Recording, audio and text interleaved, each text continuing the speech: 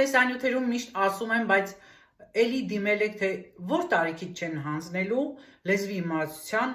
մակարդակի քննությունը։ Սիրելի հետևորդ,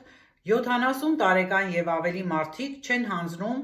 լեզվի քննություն, երբ նրանք դիմում են քաղաքացիություն ստանալու համար։ Բայց եթե մինչև 70 տարեկան դուք ցանկանում եք դիմել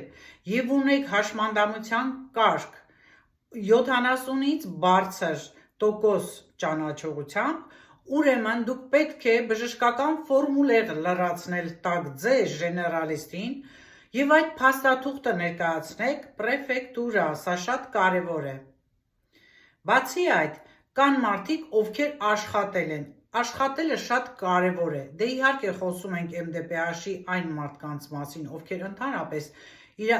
ոչ թե իրավունք, այլ ի վիճակի էլ չեն եղել աշխատելու, նրանց դա չի վերաբերում, կարող են դիմել եւ այդ ֆորմուլերով, իրենց այդ հանդիկապի փաստաթղթով, քարտով,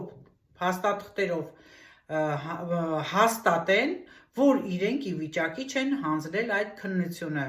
Նման բացառություններ լինում են, բայց եթե դուք